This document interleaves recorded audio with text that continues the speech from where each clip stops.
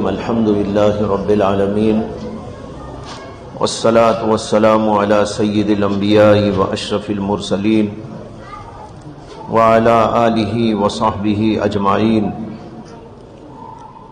أما بعد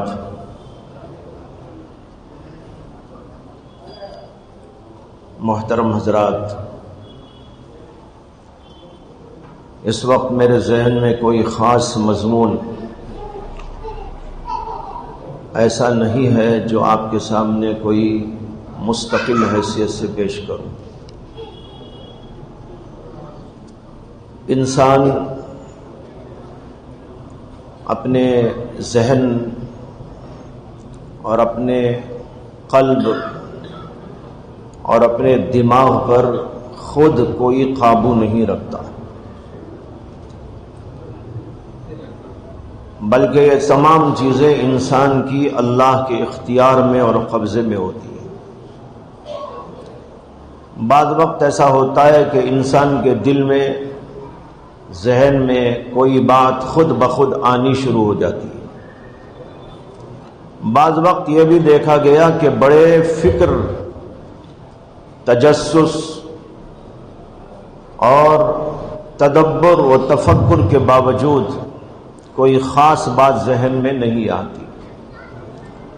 میں بہت دیر سے، تقریباً عصر کے بعد ہی سے سوچ رہا تھا کہ آج آپ کو کیا سناؤں۔ کبھی تو خود بخود کوئی مضمون آ جاتا ہے کہ بھائی یہ بات بیان کیجئے، یہ بات بیان کیجئے، لیکن آج بہت دیر سے غور و فکر کے باوجود بھی میری سمجھ ہی میں نہیں آیا کہ میں کس پہلو پر آپ حضرات کے سامنے گفتگو کروں۔ یہاں تک کہ کوئی آیت بھی میرے ذہن میں نہیں آ رہی، اسی لیے میں نے خطبہ تو پڑھ دیا لیکن کوئی آیت نہیں پڑھی، اس لیے کہ کوئی خاص آیت جو موضوع بحث بنائی جائے ایسی بات ذہن میں نہیں آئی۔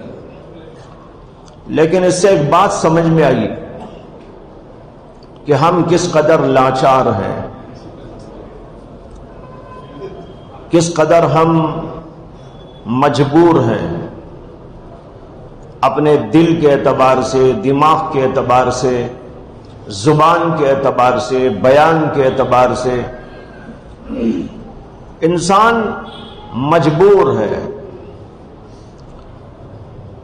لیکن یہاں سے ایک دوسرا مسئلہ پیدا ہوتا ہے، کیا انسان مجبور ہے تو کیا اسے سزا اور جزا مناسب بھی ہے؟ انسان مجبور ہے۔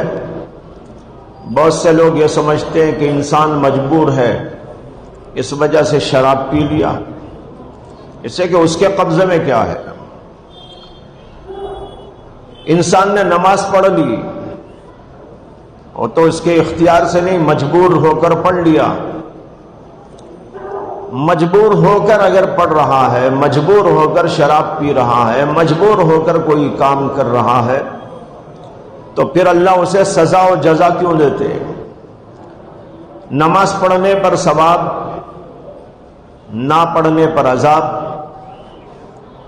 قیامت کے دن اللہ کے سامنے بندہ کہہ دے گا کہ اللہ آپ نے مجھے مجبور بنایا تھا، جو آپ نے چاہا وہ میں نے کیا، نہ میری زبان قابو میں، نہ میرا دماغ قابو میں، نہ میرا دل قابو میں، نہ میرے اعمال قابو میں، سب آپ کے قابو میں، اختیار میں۔ تو اس وجہ سے اگر میں نے کوئی برا کام کیا ہے تو میں تو مجبور ہوں، اس لیے مجھے سزا نہیں ملنی چاہیے۔ ہو سکتا ہے کسی کے ذہن میں ایسا ہے، لیکن شاید کسی کے ذہن میں یہ نہ آتا ہوگا کہ جب اللہ جنت میں جانے کے لیے کہیں گے ماشاءاللہ آپ نے نماز پڑھی تھی، آپ نے روزہ رکھا تھا، آپ نے زکوٰۃ دی تھی، آپ نے یہ اچھا کیا تھا، بہت بڑے کارنامے انجام دیے تھے، جاؤ میں خوش ہو کر تم کو جنت دے رہا ہوں۔ وہاں ہم لوگ یہ نہیں کہیں گے کہ اللہ میں نے جو بھی کیا تھا وہ مجبور ہو کے کیا تھا، نماز پڑھی تو مجبور ہو کر، روزہ رکھا تو مجبور ہو کر، اچھا کام کیا تو مجبور ہو کر، اس لیے مجھے جنت نہیں ملنا چاہیے۔ ہے آپ میں سے کوئی یہ کہنے والا؟ کوئی کہے گا؟ بلکہ خوش ہو جائیں گے، ماشاءاللہ میں نے یہ کیا تو مجھے جنت مل گئی، میں نے یہ کیا تو مجھے یہ نیکی مل گئی، مجھے یہ مل گیا، وہ مل گیا۔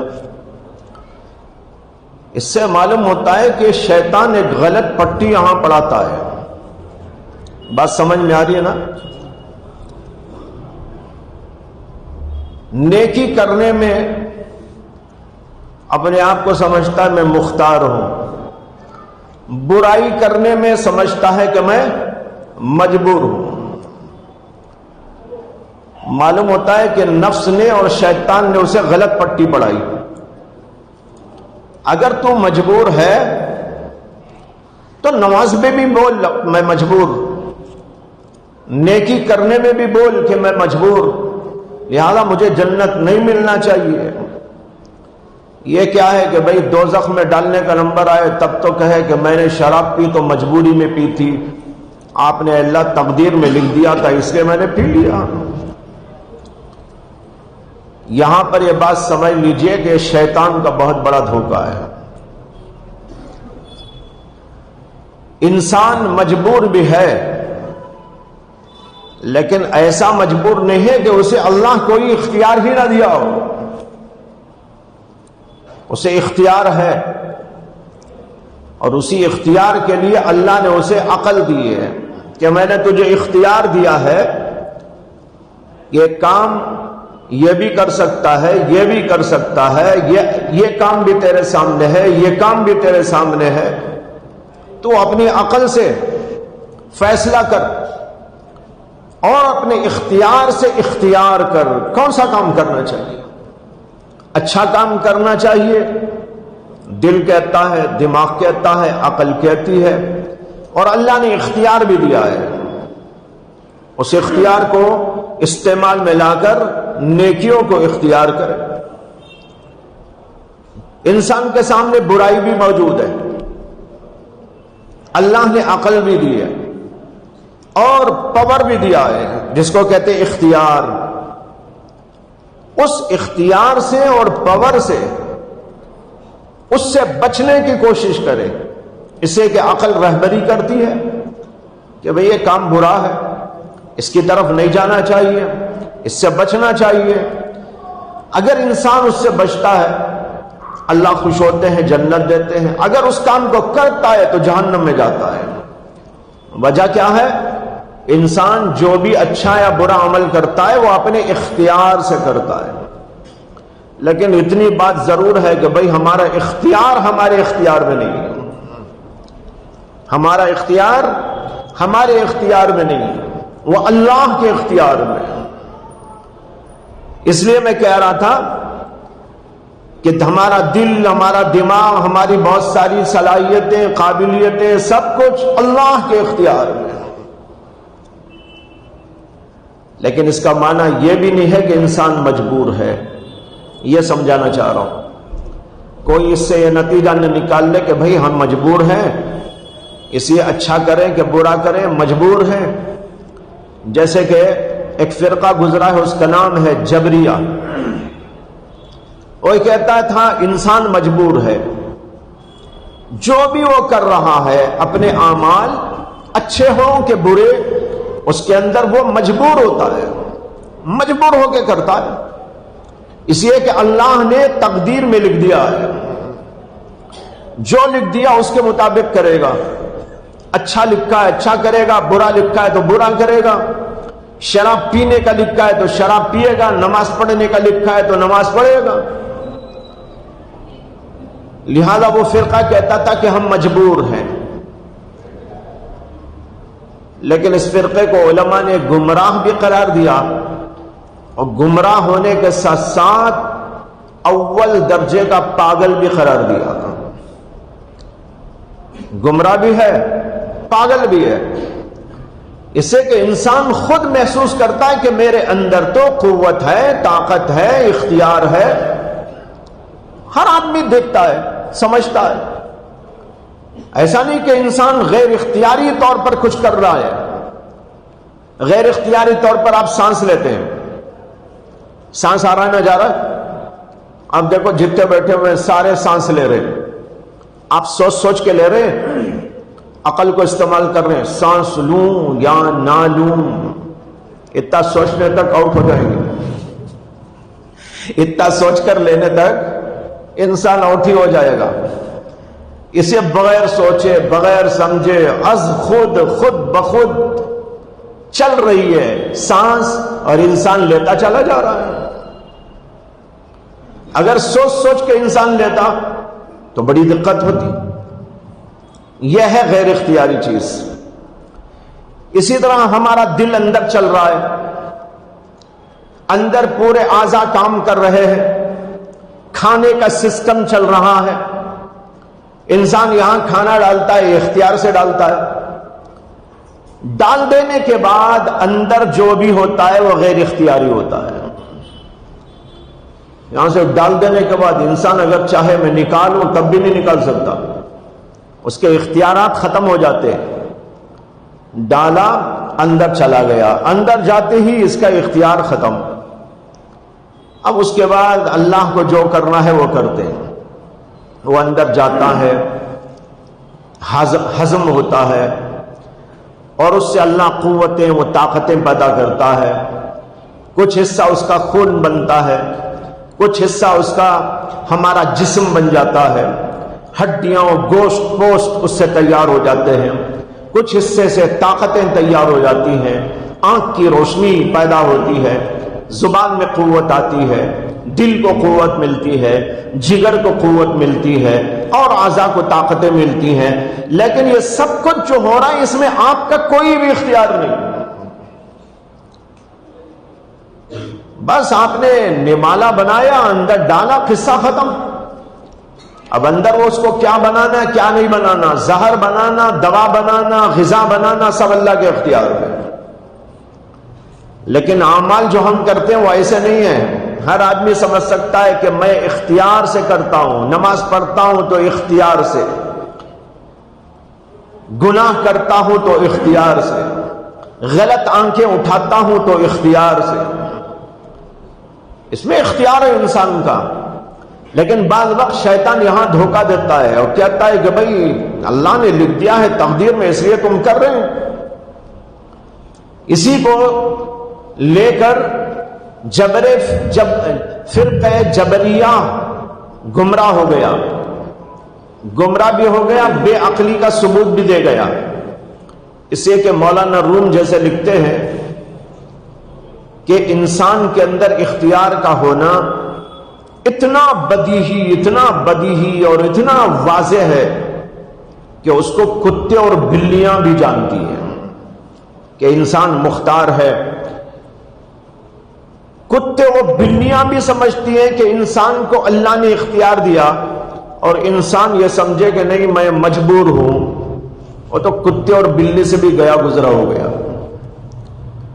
اور مولانا روم نے اس کو سمجھانے کے لیے ایک مثال بھی دی ہے۔ مثال یہ دی ہے کہ اگر آپ ایک پتھر لیں اور کوئی کتا جا رہا ہو، اور آپ اس کتے پر وہ پتھر مار دیں، دور کھڑے ہو کر کتے کو مار دیں، تو کتا پلٹ کے دیکھے گا کیا ہوا میرے ساتھ، دیکھا تو پتھر پڑا ہوا ہے، لیکن وہ کتا پتھر کو کبھی نہیں بھونکے گا، بلکہ دیکھے گا کہ مارنے والا کون ہے۔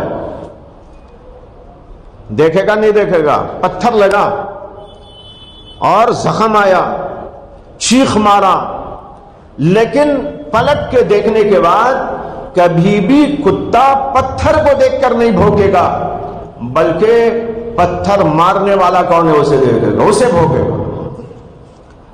مولانا روم کہتے ہیں دیکھو کتے کو بھی عقل ہے، پتھر مجبور ہے، انسان مختار ہے، اور یہ خود بے وقوف کیا سمجھ رہا ہے میں مجبور ہوں، تو کتے سے بھی گیا گزرا ہو گیا۔ کتے کو عقل ہے، اس پاگل کو عقل نہیں۔ اس لیے علماء نے کہا کہ یہ فرقہ جبریہ صرف یہ نہیں کہ گمراہ ہے بلکہ اس سے آگے بڑھ کر یہ پاگل بھی ہے. اتنی بھی عقل نہیں رکھتا جتنی کتے اور عقل کو موجود ہے، کتے اور بلی کو موجود ہے، اتنی عقل بھی اس کے پاس میں موجود نہیں. مولانا روم نے واقعہ بھی لکھا ہے.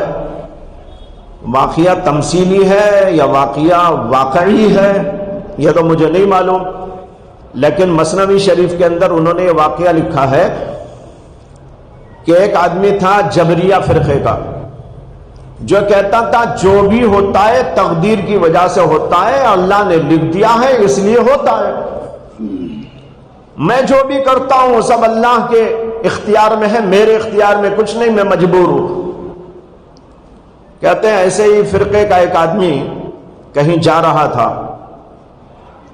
جاتے جاتے شدید بھوک لگی، راستے میں ایک بڑا باغ نظر آیا تو وہ باغ کے اندر گھس گیا اور وہاں باغ میں جو پھل لگے ہوئے تھے پتھر مار مار کر ان کو توڑا.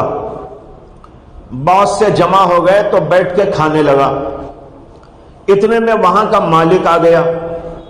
مالک نے دیکھا کہ بلا اجازت میرے باغ میں گھس آیا ہے ایک آدمی اور میرے باغ کے پھلوں کو توڑ کر مزے سے کھاتا بیٹھا ہے، نہ اجازت لیا نہ عذر نہ معذرت. تو اس کو بڑا غصہ آیا. اس نے کہا کہ میاں یہ کیا حرکت ہے کہ میرے باغ میں بلا اجازت گھس آئے اور میرے باغ کے پھلوں کو توڑا اور کھانے لگے. اس نے کہا کہ حضور آپ کیوں مجھے ٹوک رہے ہیں؟ جو ہو رہا ہے تقدیر سے ہو رہا ہے، جو ہو رہا ہے تقدیر سے ہو رہا ہے. تقدیر میں لکھا ہوا تھا میں آؤں گا، میں ماروں گا، پھلوں کو توڑوں گا اور میں کھاؤں گا. یہ سب جو ہو رہا ہے یہ اس لیے ہو رہا ہے کہ تقدیر میں لکھا ہوا تھا اور میں ایسے ہی کر سکتا ہوں، اس کے خلاف تو میرے اندر کوئی طاقت نہیں ہے، مجبور ہوں، جو لکھا ہوا ہے اس کے مطابق کر رہا ہوں. تو اس نے کہا اچھا اچھا ٹھیک ہے، کھاؤ کھاؤ مزے سے کھاؤ. اس کے بعد گیا اور اپنے خادم سے کہا ایک موٹی سی رسی لاؤ اور موٹا سا ڈنڈا بھی لے کے آؤ. وہ اٹھا کے لایا، ایک دو آدمیوں کو بلا کے لایا، خادموں کو، اور یہ کھاتا ہوا بیٹھا تھا مزے سے. کہا کہ اس کو پکڑو اور یہاں ایک ستون پہ باندھ دو، اسی درخت پہ باندھ دو. درخت پہ اس کو پکڑ کے باندھا گیا. جب باندھا جا رہا تھا تو زور زور سے وہ چیخنے لگا. اس کے بعد اس نے کہا کہ اس کو باندھ دو، باندھ دیا گیا. پھر اسے اوپر جو ہے اس نے ڈنڈے برسانے شروع کر دیے تو وہ زور زور سے چیخنے لگا. اس نے کہا بھائی چیخنے کی کیا بات ہے، جو لکھا ہے وہ ہو رہا ہے، جو تقدیر میں لکھا ہے وہ ہو رہا ہے. یہ بھی مجبوراً ہو رہا ہے. میرے ہاتھ خود بخود اٹھ گئے، ڈنڈا خود بخود آ گیا، تجھ کو بندنا تھا بند گیا، ہاتھ پڑ رہا ہے، مجبور ہو کے پڑ رہا ہے. مولانا روم نے واقعہ درج کر کے بیان کیا ہے کہ ایسے لوگوں کا یہی علاج ہے، ایسے لوگوں کا یہی علاج ہے. تو اسے یاد رکھیے کہ انسان مجبور بھی ہے اور مختار بھی. حضرت علی رضی اللہ عنہ سے کسی نے پوچھا تھا کہ انسان مجبور ہے یا مختار ہے؟ تو حضرت علی رضی اللہ عنہ نے فرمایا کہ تم جو کھڑے ہو تو اپنا ایک پیر اٹھاؤ. تو اس نے کھڑے کھڑے اپنا ایک پیر اٹھا لیا. حضرت نے کہا اور ایک بھی اٹھا لو. اس نے کہا حضرت کیسا ہو سکتا ہے، ایک تو اٹھا لیا، ایک پہ کھڑا رہا، دوسرا بھی اٹھاؤں گا تو دھڑام سے گر پڑوں گا. فرمایا کہ اتنا مجبور ہے انسان اور اتنا مختار ہے. مجبور بھی ہے مختار بھی ہے. یہ سمجھنا بھی غلط کہ انسان مجبور محض ہے، جیسے پتھر اور اینٹ اور مختلف چیزیں، ایسا بھی نہیں. اور ایسا بھی نہیں کہ مختار کل ہے کہ جو چاہے کر سکتا ہے، نہیں، اس کا پاور اللہ کے اختیار میں. اسی کو میں کہہ رہا تھا کہ انسان مجبور ہے، لیکن کسی کو غلط فہمی ہو سکتی تھی، اس لیے اس کو عرض کر دیا کہ انسان مجبور محض نہیں ہے، مختار ہے لیکن پوری طرح مختار بھی نہیں. اور اس کی چیزیں اللہ کے اختیار میں. بعض وقت سوچنا چاہتا ہے انسان لیکن سوچ نہیں سکتا، سوچ پہ پابندی لگ جاتی ہے. آدمی کچھ بولنا چاہتا ہے لیکن بولنے سے قاصر رہ جاتا ہے، دل، دماغ، تمام چیزیں، اور اس میں اللہ کی حکمتیں ہوتی ہیں۔ سب سے بڑی حکمت تو یہ کہ اللہ ہمیں یہی سمجھا دیتے ہیں کہ تمہیں اپنے اوپر فخر، غرور نہیں آنا چاہیے۔ آدمی فخر کرنے لگے، غرور کرنے لگے۔ حضرت حکیم الامت مولانا اشرف علی تھانوی رحمۃ اللہ علیہ فرماتے ہیں کہ ایک بار میرے ذہن میں آیا، حضرت کو تو سب جانتے ہیں کتنے بڑے عالم تھے، کتنے بڑے فقیہ تھے، کتنے بڑے رہبر تھے، کتنے بڑے حکیم امت تھے، گھنٹے گھنٹے واز کرتے تھے۔ ان کے مواعظ 5-5 گھنٹے کے، 3-3 گھنٹے کے، 2.5 گھنٹے کے موجود ہیں، آج بھی موجود ہیں۔ تو حضرت کہتے ہیں کہ ایک بار ذہن میں آیا کہ میں جس ٹاپک پر چاہے گھنٹوں بول سکتا ہوں، کوئی سا بھی ٹاپک ہو، کوئی سا بھی عنوان ہو، تو میں گھنٹے گھنٹے اس کے اوپر بات کر سکتا ہوں۔ ان کا بات جو ہوتا تھا وہ بڑا عجیب شان کا ہوتا تھا، اس کے اندر تفسیر بھی ہوتی تھی، احادیث بھی ہوتے تھے، اس کی تشریحات بھی ہوتی تھی، بزرگوں کے واقعات بھی ہوتے تھے، نکات علمی بھی ہوتے تھے، دقیق مسائل بھی ہوتے تھے، ان کی تحقیق بھی ہوتی تھی، واقعات اور لطائف بھی ہوتے تھے، ذرائع بھی بیان کیے جاتے تھے، عجیب و غریب قسم کا واز ہوتا تھا اور گھنٹوں گھنٹوں واز چلتا تھا۔ اس کے اندر علماء کے لیے بھی مواد، عوام کے لیے بھی دلچسپی کا سامان، شعراء ہیں تو ان کے لیے بھی دلچسپی کا سامان، ادبا اور خطبہ ہیں تو ان کے لیے بھی سامان، گویا کہ ایک مجموع ہوتا تھا علوم کا، فنون کا۔ حضرت کہتے ہیں کہ ایک بات دماغ میں آیا کہ میں تو گھنٹے گھنٹے جس عنوان پہ چاہے بیان کر سکتا ہوں۔ اس کے چند دنوں کے بعد ایک جگہ سے بیان کرنے کے لیے بلایا گیا۔ کہتے ہیں کہ میں بیان کرنے کے لیے پہنچا اور اپنی کرسی پہ بیٹھا، اعلان کیا گیا، اس کے بعد میں نے خطبہ شروع کیا، لیکن خطبہ پڑھتے پڑھتے آیت سوچ رہا ہوں کس آیت پہ بیان کروں، کس موضوع پہ بیان کروں۔ کہتے ہیں کہ دماغ میں بالکل کوئی بات نہیں ہے، آیت بھی نہیں آئی، مضمون بھی نہیں آیا، یہاں تک کہ خطبہ پڑھ کر 2 منٹ 3 منٹ بیٹھ کر سوچا، لیکن اس کے باوجود ذہن نے کام نہ کیا، تو کہتے ہیں یہ کہتے ہوئے معذرت کر دیا کہ بھائی آج میں کچھ بھی کہنے سے قاصر ہوں۔ حضرت فرماتے ہیں کہ اس کے بعد میں اس پر غور کرنے لگا تو مجھے سمجھ میں آیا کہ اس وقت میں نے ذہن میں یہ بات لائی تھی کہ میں گھنٹے گھنٹے جس عنوان پہ چاہے بول سکتا ہوں۔ اللہ نے اصلاح فرما دی۔ اللہ تعالیٰ بزرگوں کی اصلاح اس طریقے سے کرتے رہتے ہیں۔ وہاں دماغ میں آیا اور یہاں یہ واقعہ پیش آ گیا کہ اللہ نے دماغ کو معاف کر دیا، دل پر بندش لگا دی، علم کے اوپر روک لگا دی، علم اتنا،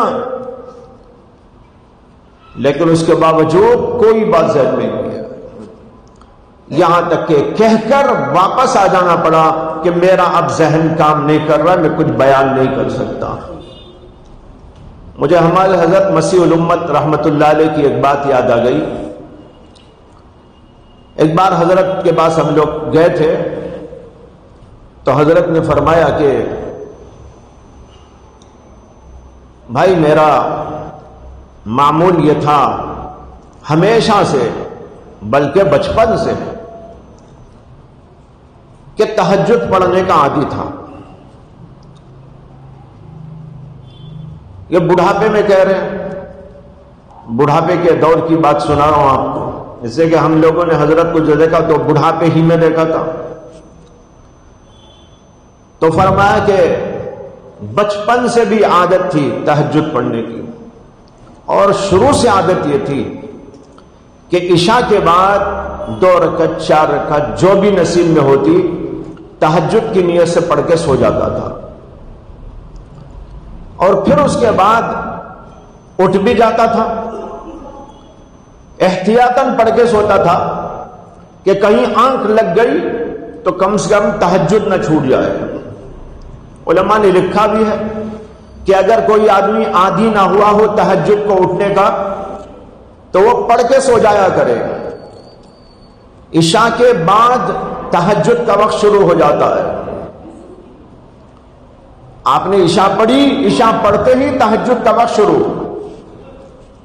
اب کوئی آدمی اس وقت تہجد پڑھ لیتا ہے یا سونے سے ذرا پہلے پڑھ لیتا ہے تو اسے تہجد کا ثواب مل جائے گا، لیکن زیادہ افضل اور زیادہ ثواب اور اجر اس وقت میں ہے جبکہ رات ڈھل جائے، زیادہ وقت گزر جائے، 3 بجے 4 بجے ایسے وقت میں اٹھ کے پڑھنا یہ زیادہ افضل ہے، لیکن وقت تو ہو جاتا ہے عشاء کے بعد۔ تو حضرت کہتے ہیں کہ اس لیے میں ہمیشہ تہجد کو اٹھنے کا پابند تھا، لیکن احتیاطاً 2-4 رکعت پڑھ کے سوتا تھا۔ فرمایا کہ آج میں نے یہ سوچا، آج سے مراد کل رات، کہ بھئی ہمیشہ سے عشاء کے بعد پڑھتا ہوں، پھر اٹھ کر بھی پڑھتا ہوں، اٹھنے کا تو الحمدللہ معمول ہے ہی، اس سے آج عشاء کے بعد پڑھنے کی کیا ضرورت ہے، اٹھ کے پڑھ لوں گا۔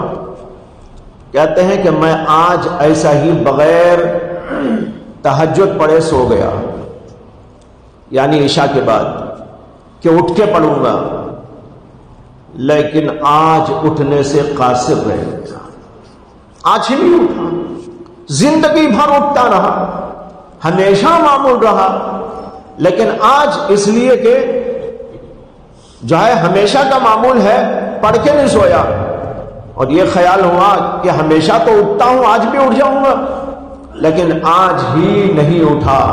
یہ کہہ کر حضرت نے فرمایا اللہ نے اصلاح فرما دی، اپنے نفس پہ بھروسہ نہ کرنا، میں کر لوں گا، یوں ہو جائے گا۔ اپنے اوپر اعتماد، اپنے نفس کے اوپر اعتماد، نفس پر اعتماد کرنا بہت برا ہے، اللہ کو پسند نہیں آتا۔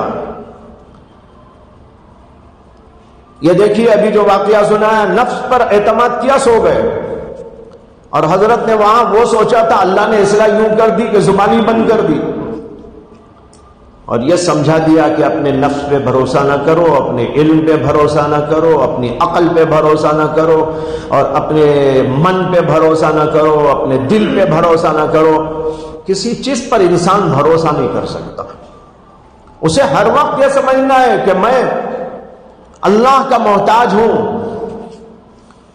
خطیب بیان کرتا ہے، وہ یہ سوچ کر نہ جائے کہ میں جو چاہے بولوں گا، بلکہ اللہ سے دعا کر کے جائے، اے اللہ آپ جو کہلوائیں گے وہ کہہ سکوں گا۔ اگر انسان یہ کہتا ہے میں، اللہ کہتے ہیں میں، اور اللہ کی میں اور اس کی میں جنگ ہو جائے تو کس کی کون جیتے گا؟ اللہ کہتے ہیں میں، اور یہ کہتا ہے میں۔ اللہ کا مقابلہ، جب اللہ کا مقابلہ میں ہوگا تو اس کی حیثیت کیا رہے گی؟ اللہ عقل کو سلب کر سکتے۔ قرآن میں اللہ نے عجیب بات کہی، محمد رسول اللہ صلی اللہ علیہ وسلم سے خطاب کرتے ہوئے، وَلَئِن شِئْنَا لَنَذْهَبَنَّ بِكَ مَا أَوْحَيْنَا إِلَيْكَ، اے نبی اگر ہم چاہیں تو جو وحی کے ذریعے آپ کو ہم نے علم عطا کیا اس کو چھین سکتے ہیں۔ کتنی بڑی بات ہے، وَلَئِن شِئْنَا لَنَذْهَبَنَّ بِكَ مَا أَوْحَيْنَا إِلَيْكَ، جو ہم نے آپ پر وحی نازل کی، جو علوم، جو حقائق، جو معارف ہم نے آپ کو عطا کیے، ہم چاہے تو سب چھین سکتے ہیں۔ جب اللہ کے نبی کو یہ خطاب ہے تو عالم سوچ لے میرا علم کیا، خطیب صاحب سوچ لیں، امام صاحب سوچ لیں، جب یہ بھی تو پھر عوام کیا ہے جن کے پاس علم بھی نہیں؟ اگر وہ تکبر کرے، اپنے آپ کو بڑا سمجھے، اپنے علم پر اعتماد کرے، اپنے نفس پر اعتماد کرے، میں کی رٹ لگائے، تو بھائی اللہ کو کیسے پسند آ سکتا ہے؟ اس لیے جو حضرات بیان کرتے ہیں وہ یہ سمجھ کر اور اللہ سے کہہ کر جائیں، اے اللہ سب آپ کے اختیار میں ہے، میری زبان آپ کے اختیار میں ہے، میرا دماغ آپ کے اختیار میں ہے، میرا دل آپ کے اختیار میں ہے، میرا علم آپ کے اختیار میں ہے، جو آپ چاہیں وہی ہو سکتا ہے، میں تو کچھ نہیں کر سکتا۔ پھر اللہ جو ڈال دے وہ بیان کرے۔ ایک دفعہ میرے ساتھ ایک عجیب واقعہ پیش آیا اسی مسجد میں۔ میں اس مسجد میں تقریباً 40 سال سے خطبہ دیتا ہوں۔ بہت سالوں پہلے کی بات، میرا جمعہ میں ایک موضوع چل رہا تھا، کچھ ابھی یاد نہیں وہ کون سا موضوع تھا، 2 3 4 جمعہ بھی کبھی موضوعات چلتے ہیں، تو کوئی ایک موضوع تھا، ایک جمعہ آئی اور اسی موضوع پر مجھے کچھ کہنا تھا، جو موضوع پرانا چلا رہا تھا، تو میرے ذہن میں تھا یہ بولنا ہے، یہ بولنا ہے، اس طرح کی چیزیں ہیں، یہ چیزیں ہیں، کچھ آیات، کچھ حدیثیں ہیں، اور کچھ واقعات اور کچھ باتیں، بزرگوں کی چیزیں، کچھ ذہن میں نے اپنے تازہ کر لی تھی، مجھے اس پر کہنا ہے۔ چلا میں یہاں بیٹھا ہوا تھا کمرے میں، کمرے سے چل کے یہاں آیا، آ کر کرسی پہ بیٹھا، اور پھر اس کے بعد میں نے خطبہ پڑھنا شروع کیا۔ خطبہ پڑھتے ہوئے ذہن سے آیت نکل گئی جس پر پہلے سے بحث چل رہی تھی۔ عجیب بات، تھوڑی دیر پہلے تھی ذہن میں آیت، لیکن یہاں آ کے بیٹھ کے خطبہ پڑھ رہا ہوں، الحمدللہ نحمدہ ونستعینہ، تو ذہن سے اچانک آیت نکل گئی، یہاں تک کہ وہ خطبہ ختم ہوا۔ پھر میں نے کہا اما بعد، تب بھی نہیں آئی، اعوذ باللہ من الشیطان الرجیم بسم اللہ الرحمن الرحیم، تب بھی نہیں آئی، اور اچانک اس آیت کے بجائے ایک اور آیت زبان پہ خود بخود آ گئی، اور وہ آیت اب تک یاد ہے، جو وہ آیت یاد نہیں ہے مجھے، لیکن یہ یاد ہے، یا ایھا الذین آمنوا ادخلوا فی السلم کافہ ولا تتبعوا خطوات الشیطان، اور اس کے ساتھ جو ہے الیوم اکملت لکم دینکم واتممت علیکم نعمتی، یہ خود بخود جو ہے بیان ہوئی، زبان پہ آ گئی، وہ نہیں آئی، یہ آ گئی ذہن میں، میں نے پڑھ دی، جو مضمون تھا وہ بھی بالکل ختم ہو گیا، یاد ہی نہیں آیا، حالانکہ 5 منٹ پہلے یاد تھا۔ اور اس کے بعد انہی آیات کی روشنی میں ایک الیوم اکملت لکم دینکم، اور پھر جو ہے یا ایھا الذین آمنوا ادخلوا فی السلم کافہ، اسی پر میں نے بیان کر دیا۔ اور سوچتا رہا کہ ارے بھائی وہ پورا مضمون ہی گیا جو پہلے سے آ رہا تھا، کچھ اور ہی آ گیا ذہن میں، خیر بیان تو ہو گیا۔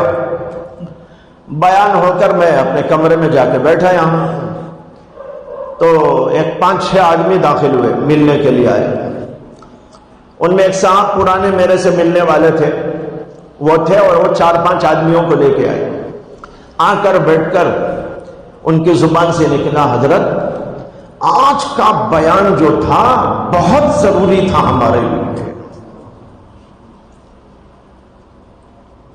آج جو آپ نے بیان کیا یہ بہت ضروری تھا، اس لیے کہ میرے ساتھ میں جو 4-5 لوگ ہیں یہ مہدویت سے تعلق رکھنے والے ہیں، میں ان کو آپ کا بیان سنوانے کے لیے لایا تھا۔ الیوم اکملت لکم دینکم والی جو تشریح آپ نے کی، ان کے ذہن میں یہ آ گئی تو ان کی اصلاح ہو جائے گی، یہ آج کے لیے انتہائی ضروری تھا، میرا دل تو باغ باغ ہو گیا۔ میری زبان سے نکلا، میرا بھی ایک مسئلہ حل ہو گیا، میری بھی ایک خلش دور ہو گئی۔ انہوں نے کہا کیا؟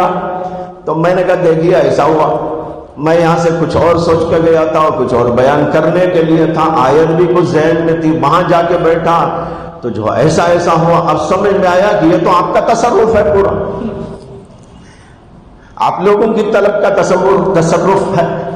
اب سمجھ میں آیا، اس سے بھی سمجھ میں آیا کہ انسان اللہ کے ہاتھ میں ہے، اس کی عقل اللہ کے اختیار میں ہے، اس کا دل اللہ کے اختیار میں ہے، وہ جو چاہے استعمال کر لے، اگر نہ کرانا چاہے زبان پہ بندش لگا دے، عقل پہ بندش لگا دے، دل پہ تالا ڈال دے، وہ جو چاہے کر سکتا ہے۔ اس لیے انسان کو اپنے نفس پر بھروسے کے بجائے اللہ کی طرف رجوع کرنا چاہیے۔ جب آدمی اللہ کی طرف رجوع کرے گا، اور اس کو ہمارے علماء صوفیہ کہتے ہیں تفویض، اس کا نام کیا ہے؟ تفویض۔ تفویض کے معنی آتے ہیں سپردگی، اللہ کے سپرد ہو جاؤ۔ قرآن میں آیا وَأُفَوِّضُ أَمْرِي إِلَى اللَّهِ إِنَّ اللَّهَ بَصِيرٌ بِالْعِبَادِ۔ وَأُفَوِّضُ أَمْرِي، میرے تمام معاملات کو میں اللہ کے حوالے کرتا ہوں۔ کیوں کرتا ہوں؟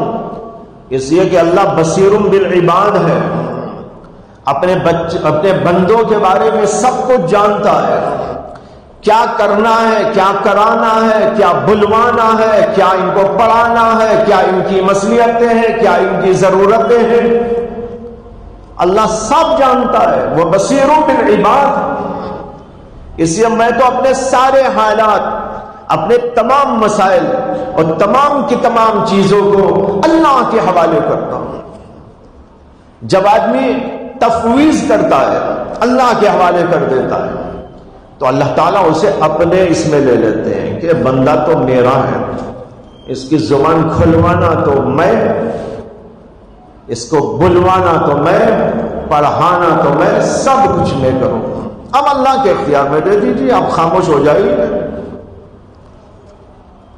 لیکن اس کے لیے محنت کرنی پڑتی ہے، یہ ایسا ہی زبانی نہیں ہے، یہ ہے نا یفوض امری الی اللہ، یہ ایک ہے زبان سے بولنا، اور ایک ہے دل کے اندر سے گہرائیوں سے نکلنا، دل کی گہرائیوں سے نکلے یہ بات، افوض امری الی اللہ، میرے تمام حالات، میرے تمام مسائل، میری تمام چیزیں، سب کچھ میں اللہ کے حوالے کرتا ہوں، میں کچھ دخل نہیں دوں گا اس میں۔ زبان سے بولنے میں اور دل سے بولنے میں بڑا فرق ہے۔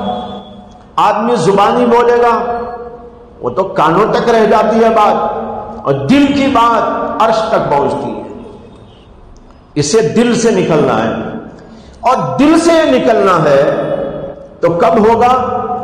جب انسان دو باتوں کو اچھی طرح اپنے دل میں بٹھائے گا، یہ کہ اللہ میرے حاکم ہے، اور دوسرے ہے کہ اللہ میرے حکیم بھی ہے۔ اللہ میرے حاکم ہے۔ حاکم کے معنی کیا؟ وہ حکم دینے والے، میرے بادشاہ، اور بادشاہ کو پورا پاور ہوتا ہے، میرے اوپر بھی پاور ہے، میری ہر چیز پر پاور ہے، میری ہر چیز اسی کے اختیار میں ہے، وہ جو چاہے وہ کرے، وہی کر سکتا ہے۔ تو دل کی گہرائیوں میں یہ بیٹھ جائے کہ اللہ حاکم ہے میرے، اور دوسری یہ بات بیٹھ جائے وہ میرے حکیم بھی ہیں، حکمت والے، جو کرتے ہیں وہ حکمت کی وجہ سے کرتے ہیں۔ میری زبان پہ بندش لگاتے ہیں تو حکمت ہوتی ہے، میری زبان سے کچھ بلواتے ہیں، حکمت ہوتی ہے، مجھے بیمار کرتے ہیں تو اس میں حکمت ہوتی ہے، اگر مجھے صحت دیتے ہیں تو اس میں حکمت ہوتی ہے، اور کوئی بات ہوتی ہے، ہر چیز کے اندر اللہ کی حکمتیں کار فرما ہوتی ہیں۔ یہ ہے حکیم ہونے کا مطلب۔ جو اللہ کو حاکم بھی سمجھے گا اور اللہ کو حکیم بھی سمجھے گا، وہ کہے گا سب کچھ اس کے حوالے۔ حکیم میرا، وہ میرے زیادہ میری مصلحت جاننے والا، میری حکمتوں کو جاننے والا، اور پھر قدرت، طاقت سب اس کے ہاتھ میں، میرے اختیار میں کیا ہے؟ تو اللہ کے حوالے کرے گا، اپنے آپ کو کہ نہیں کرے گا؟ اس کو سیکھنا پڑے گا۔ دل دماغ میں اعتقادی طور پر بھی یہ بات آ جائے اور اس کا استحضار ہو جائے کہ اللہ حاکم ہے، اتنی بڑی طاقت والے، اتنی بڑی قدرت والے، ہر کام وہ کر سکتے ہیں، کوئی کچھ کرے کہ نہ کرے لیکن وہ تو کر ہی سکتے ہیں۔ کوئی کام ایسا نہیں جو اللہ نے کر سکتے ہوں۔ اللہم مالک الملک تؤتی الملک من تشاء وتنزع الملک ممن تشاء وتعز من تشاء وتذل من تشاء بیدک الخیر۔ علماء کہتے ہیں بیدک الخیر کا مطلب ہے بیدک الخیر والشر۔ اے اللہ آپ مالک الملک ہیں، سب کے بادشاہوں کے بادشاہ ہیں، پورا اختیار، پورا کنٹرول سب آپ کا ہے، مالک الملک۔ تؤتی الملک من تشاء، جس کو چاہتے ہیں حکومت دیتے ہیں، اور تنزع الملک ممن تشاء، جس سے چاہتے ہیں چھین لیتے ہیں، وتعز من تشاء وتذل من تشاء، جس کو چاہتے ہیں عزت دیتے ہیں، جس کو چاہے ذلیل بنا دیتے ہیں۔ یہ سب آپ کے اختیار میں ہے۔ بیدک الخیر، آپ کے اختیار میں سارا خیر ہے۔ علماء کہتے ہیں خیر ہی نہیں، شر بھی اسی کے ہاتھ میں ہے۔ دیکھو اوپر جو 4 چیزیں تھی اس میں ہے تؤتی الملک، جس کو چاہے ملک دے، اور تنزع الملک، جس سے چاہے چھین لے، دینا خیر، چھیننا شر، وتعز من تشاء خیر وتذل من تشاء شر۔ صحت دے، بیماری دے، اللہ کے اختیار میں، مال دے یا مال کو چھین لے، اللہ کے اختیار میں، ہر چیز اللہ کے اختیار میں ہے، ہر خیر اور ہر شر اللہ ہی کے اختیار میں ہے، کنٹرول میں۔ علماء کہتے ہیں بیدک الخیر کا معنی ہے بیدک الخیر والشر،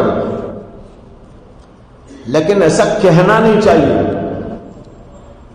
ہے تو اللہ ہی کے اختیار میں ہے خیر، اللہ ہی کے اختیار میں ہے شر، لیکن ایسا کہنا نہیں چاہیے بیدک الخیر والشر یا اللہ، ایسا کہنا اچھا نہیں سمجھا جاتا، ادب کے خلاف۔ علماء نے اس کی مثال دی سمجھانے کے لیے، جیسے بادشاہ نے ایک محل بنایا، محل میں عالی شان بلڈنگ بنائی، ہالس بنائے، عالی شان کمرے بنائے، اور مختلف ضروریات، آفسیں بنائی، پتہ نہیں کیا کیا بنایا، گارڈن بنایا، فوارے بنائے، چشمے بنائے، حسن و خوبصورتی کی ساری چیزیں رکھی، اور اسی میں جگہ جگہ جگہ جگہ بیت الخلا بھی بنائے۔ یا بنائے گا نہیں بنائے گا؟ بنائے گا، اگر نہ بنائے تو اچھا لگے گا؟ اتنا بڑا محل، آپ اس میں ٹہلنے کے لیے چلے گئے، بہت بڑا تھا، یہاں سے وہاں تک، وہاں سے پھرتے پھرتے ہی ہاضمہ ہو گیا۔ پھر اس کے بعد آپ کو ضرورت پڑ گئی، اب وہ ضرورت پوری کرنے کے لیے کام بھاگیں گے۔ اس لیے بادشاہ محل بناتا ہے تو اس کے اندر بیت الخلا بھی ضرور بناتا ہے، بنانا چاہیے۔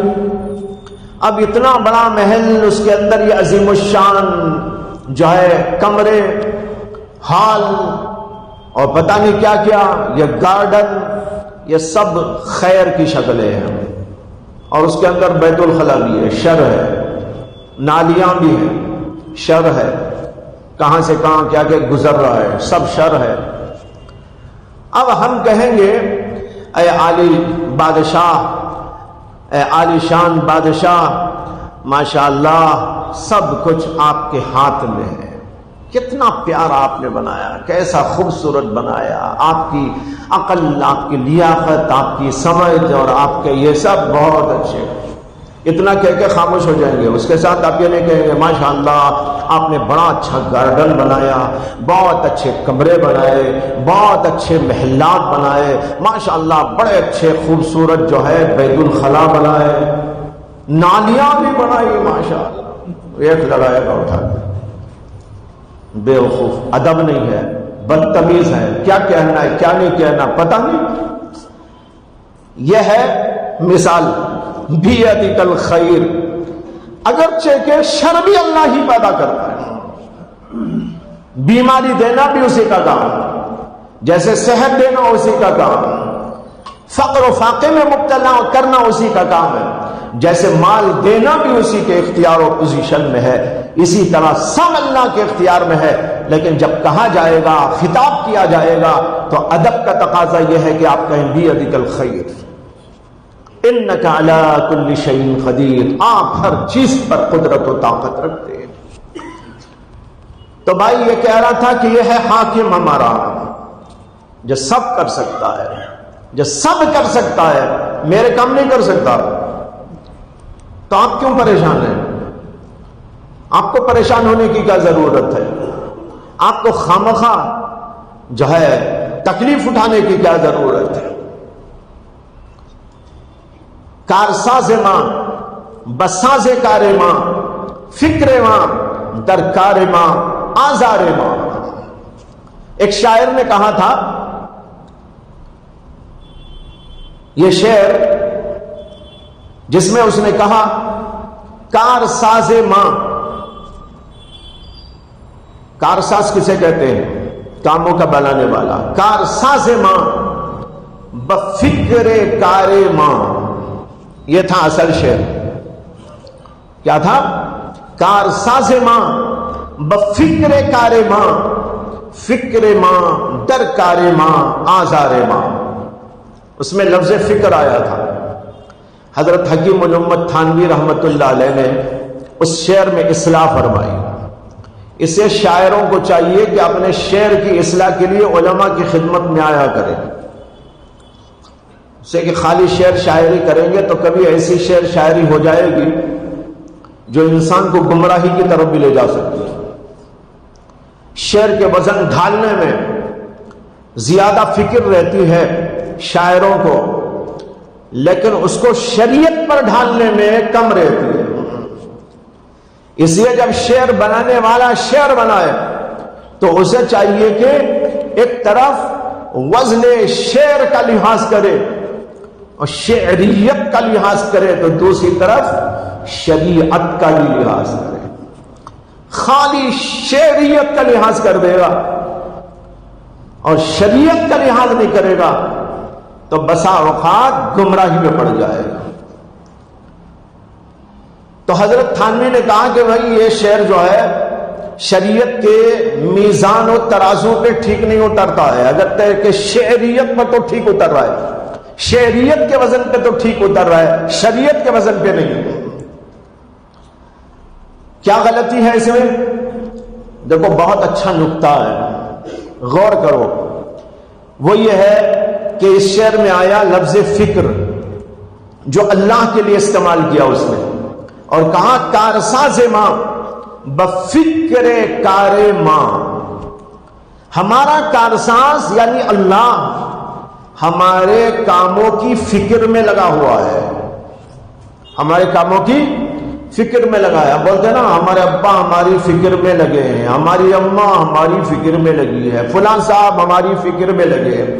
ہمارے کھانے کی فکر، کپڑے کی فکر، مکان کی فکر، دکان کی فکر، تعلیم کی فکر، فلاں کی فکر. ابا جی بھی فکر کرتے ہیں، دادا جان بھی فکر کرتے ہیں، نانا جان بھی فکر کرتے ہیں. یہ بولتے رہتے ہیں روز.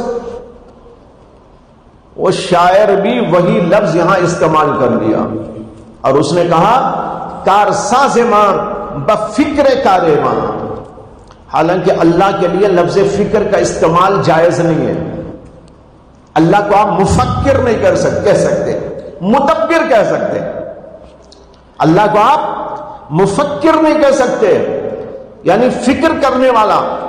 مدبر کہہ سکتے ہیں، کاموں کا بنانے والا. اس کا ایک نام ہے کارساز.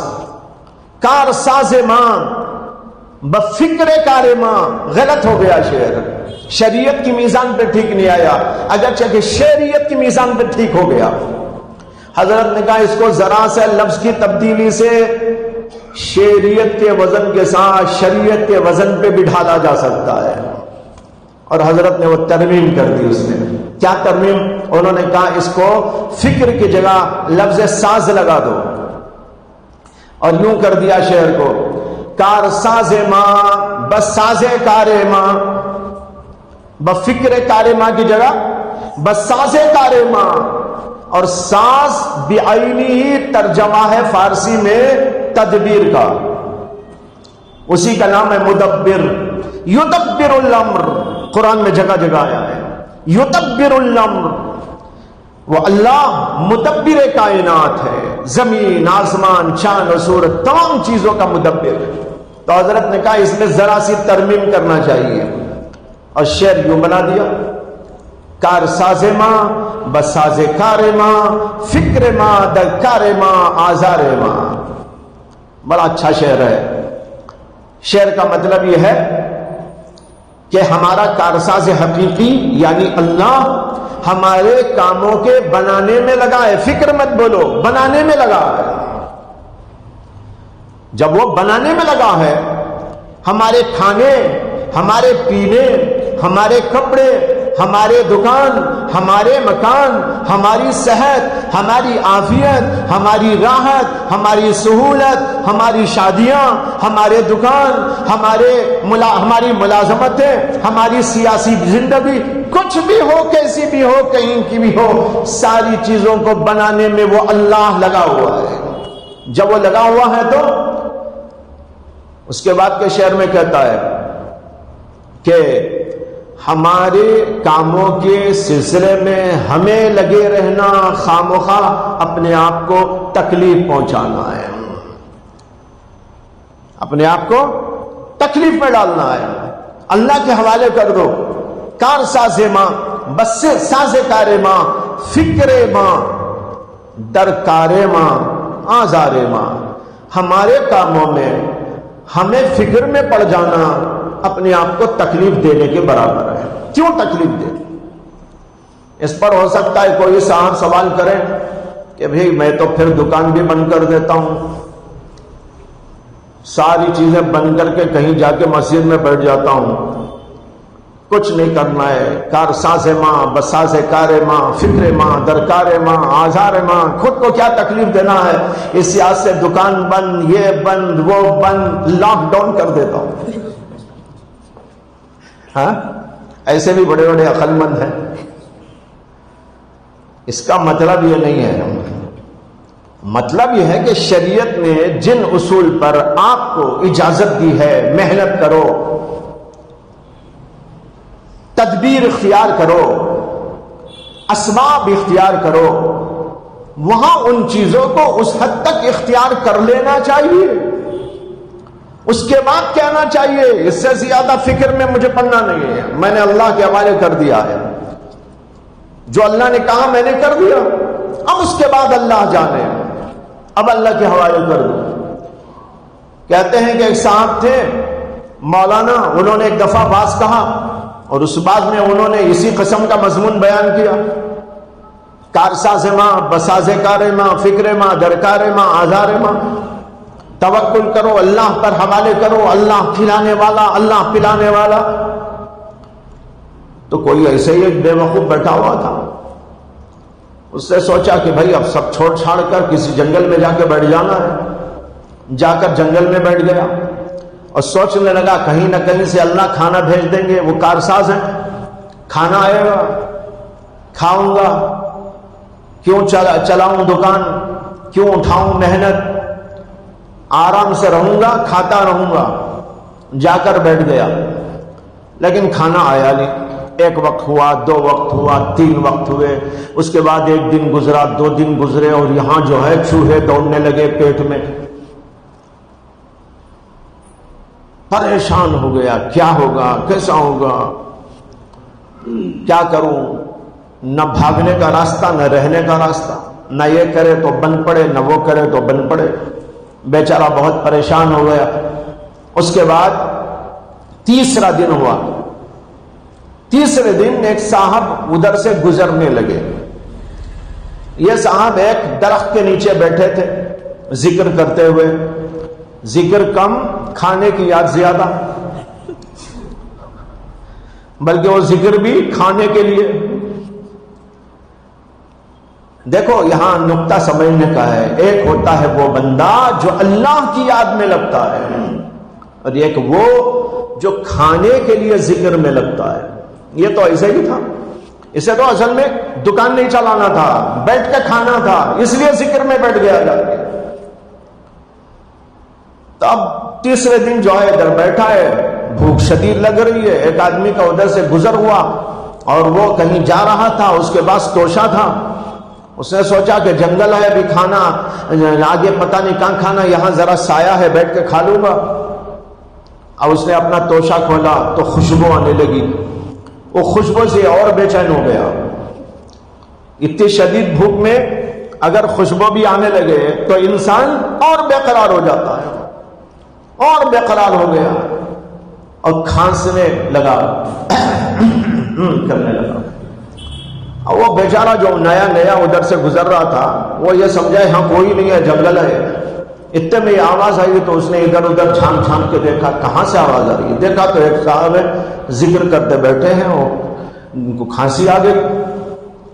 اس نے کہا بھائی کوئی بیچارے بیٹھے ہیں، ان کو بھی کھانے کے لیے بلا لے.